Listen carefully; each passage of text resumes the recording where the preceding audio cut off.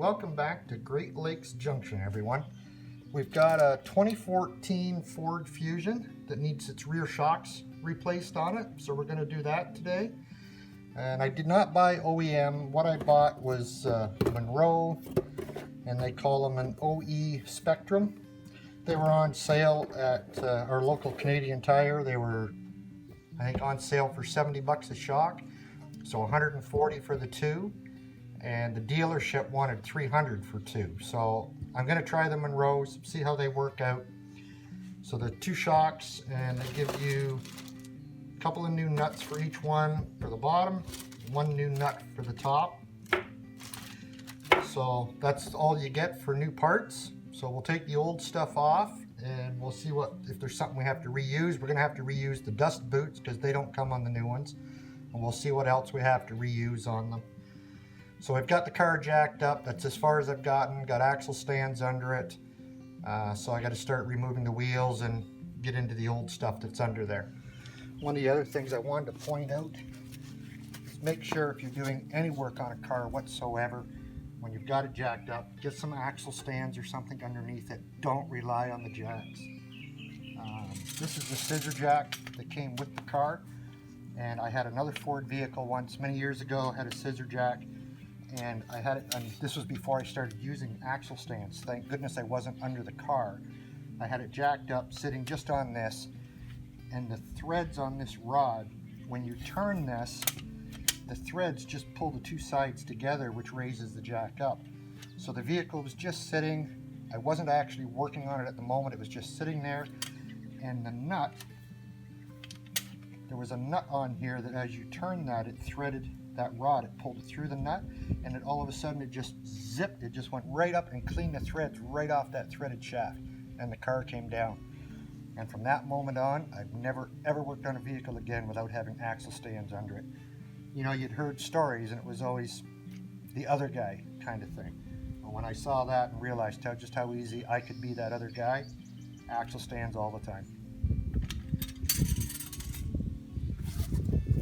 We're looking at things from underneath now, the bottom. So there's the shock right there. So there's these two bolts that have to come out. These are 15 millimeter. Now I've got the car just jacked up here off the ground, and I don't have enough room for my impact gun to fit between here and the driveway below. So I'm not sure how tight these were going to be. So I grabbed just a regular 1/2-inch drive ratchet, you know, with a 10-inch long handle on it. And surprisingly, these are not tight at all. Like, if I had to say how many foot-pounds of torque there was, maybe 30-40 pounds is all it took to crack these things loose. There was nothing to them. So we've got those two cracked loose. Now the top two I can get into with my impact gun. So there's the top two, there's the mounting bracket. So these two, this one and this one, these are 18 mil. They bolt the mounting bracket to the body of the car. There's the top stud of the shock coming up through it. So we'll remove these ones instead of trying to play around with this one up here. I've put some WD-40 on this one, so while I'm working on stuff, it has a chance to maybe sit and penetrate. You can get at the threads on here to spray it. These other ones, I don't see any point in spraying them. All you're going to be doing is spraying the heads of the bolts. You're not getting to the threads where if anything is stuck, you know, that's going to be it. There is blue Loctite on these from the factory, so I'm not sure how tight these will be, but maybe I'll try a ratchet first because that's what most people would have at home rather than air tools, and we'll see if they crack loose with the same ratchet that I used on the bottom.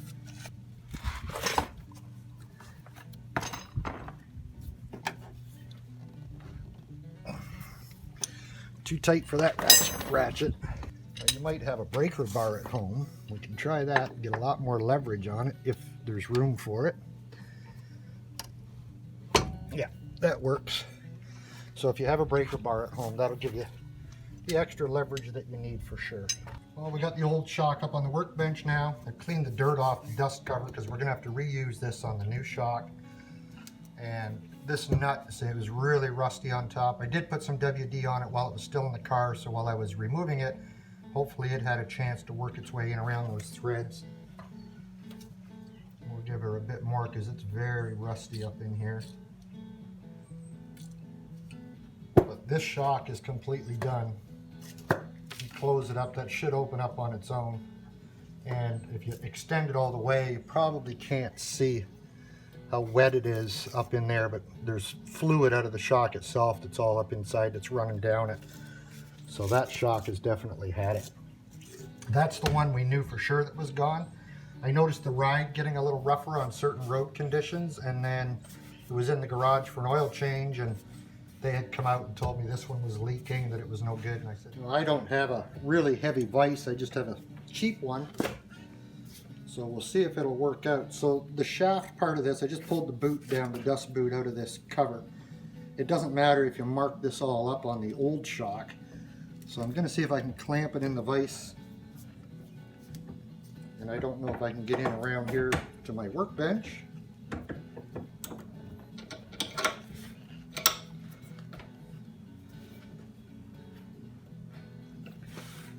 Back the camera up before I wipe it out. We'll try it. I don't know if it'll work. This is a 15mm nut that's on the end.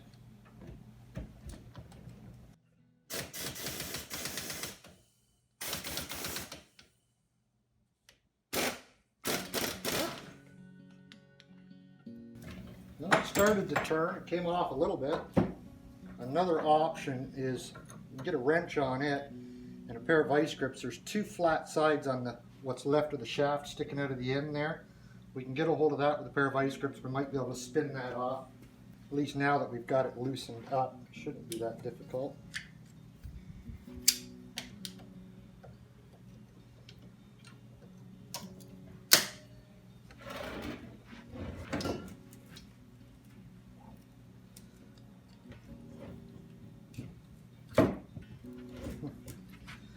Shouldn't be. Doesn't mean it won't be.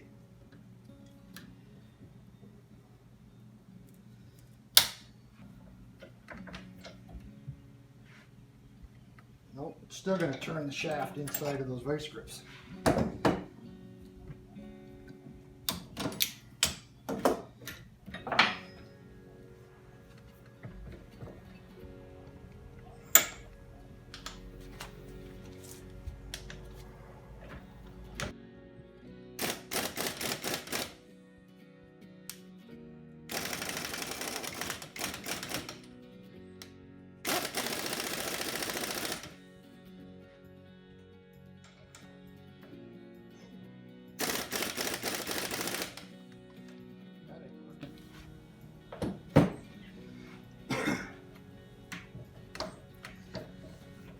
Good to run into a bit of a problem once in a while. Helps you guys out. Different pair of vice grips. The other ones were straight jaws. These ones are curved. So it doesn't matter if you mark up that rod at all that we've had in the vise. So we're going to try and clamp right onto that.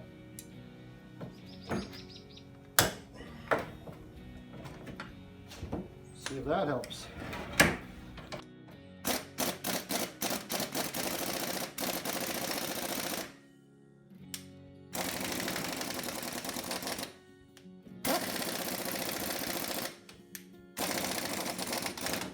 So the last thing I had to try was a pipe wrench, and that did the trick.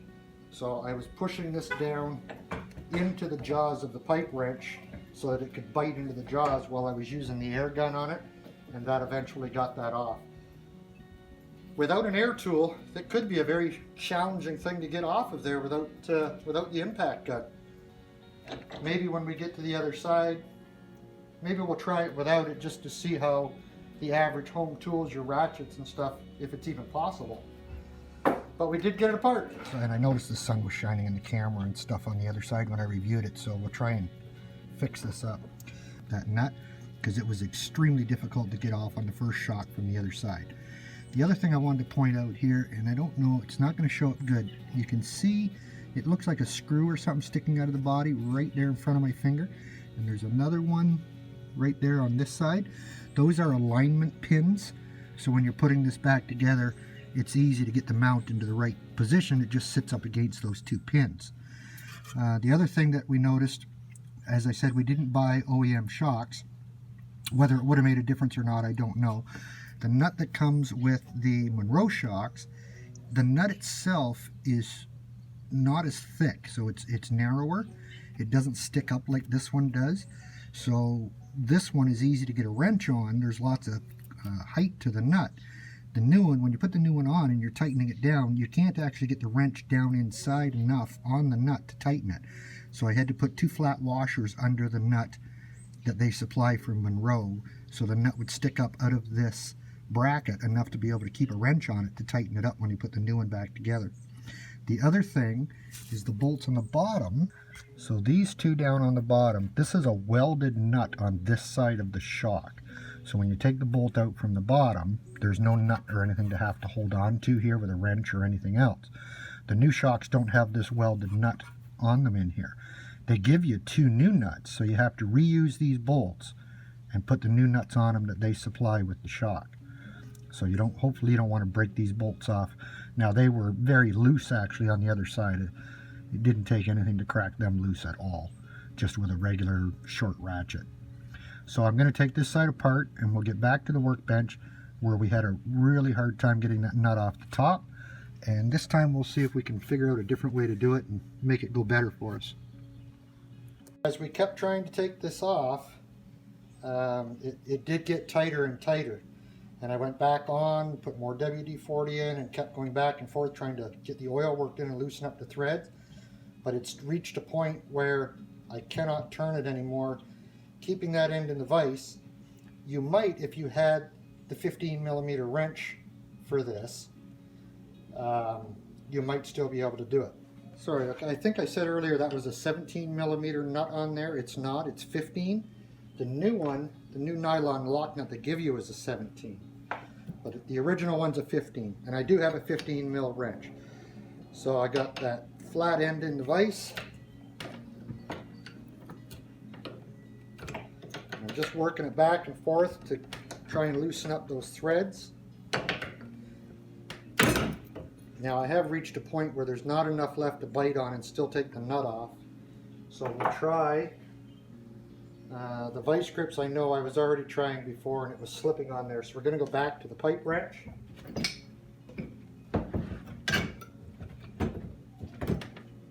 See if we can get it to bite in there in the pipe wrench.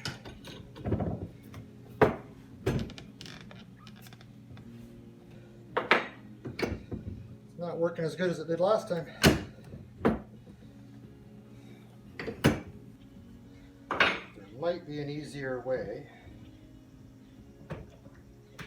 than all that struggling. Maybe.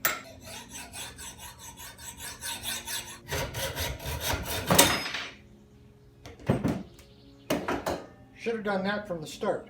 Now we can work on it better, maybe this way.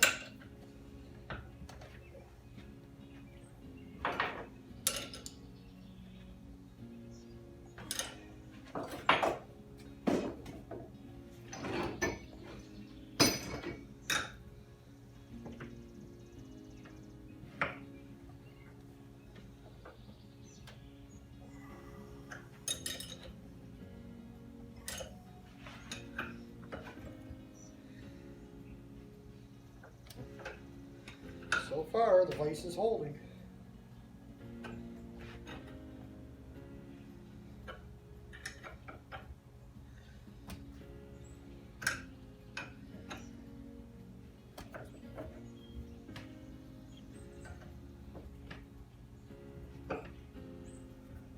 That's it.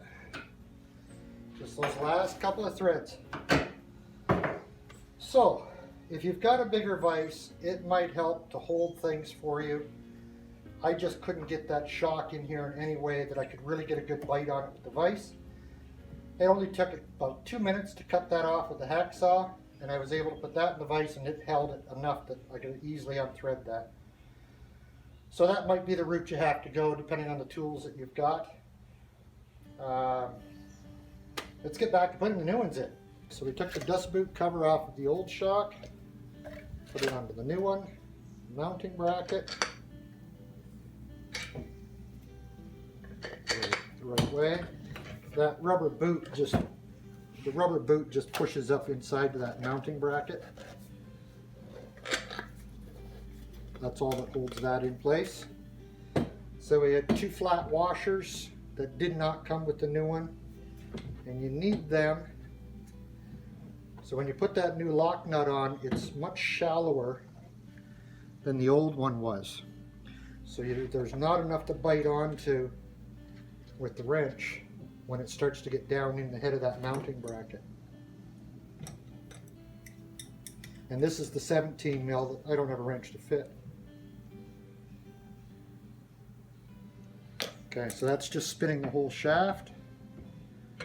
So we'll get those 2 flat sides in the end of the vise.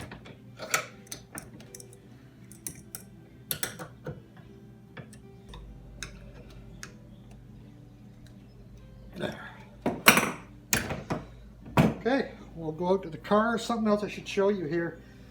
I don't know if you can see this on camera. We'll try. No, you probably can't. This bottom piece is on a slight angle. So when you take the old ones out of the car, pay attention to the orientation of this. So if the front side is lower than the back side, that's the way it goes in the car. It slopes downward towards you on the outside of the car. So be careful when you're remounting it on the bottom part of the shock that slope is the right way. Compared to the old one that you took out. You'll see on the lower A-arm sits on an angle when it's hanging the way it is. So you'll just kind of match it up to the angle of that. So we'll go out to the car and start putting that one in.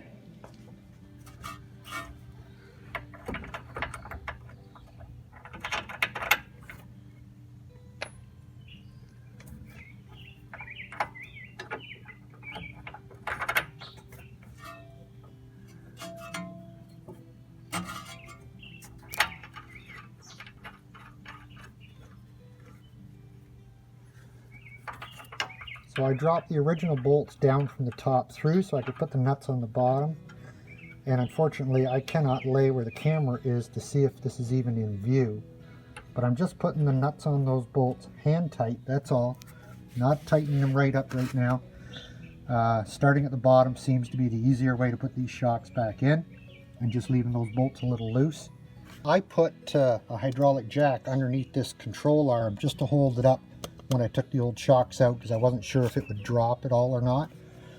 So it's still holding it up, and I need to let it down just a little bit so that this bracket sits in underneath those alignment pins.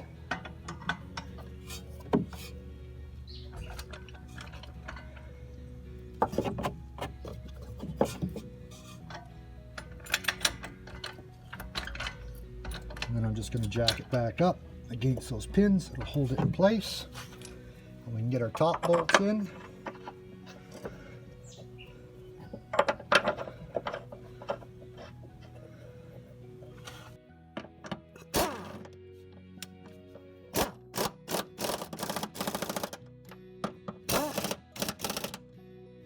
And I'm just using a hand ratchet to tighten those bottom ones, because as I said, they were not tight at all when I loosened them off.